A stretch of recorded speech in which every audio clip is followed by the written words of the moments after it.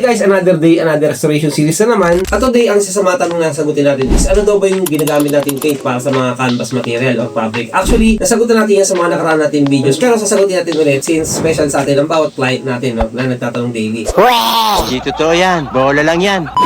So, ang sinasagot natin lagi dyan, siyempre, pag fabric or canvas, canvas paint. Pero, in some cases, pwede po kayong gumamit ng leather paint. Wait, what?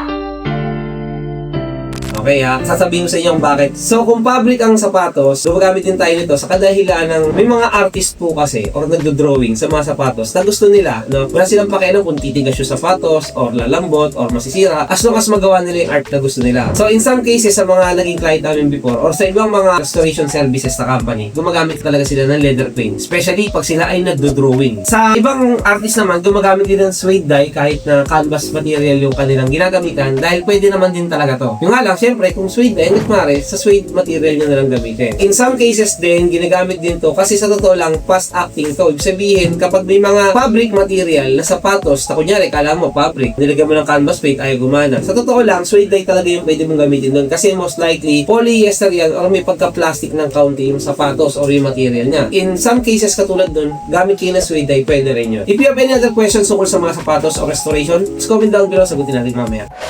Cacao.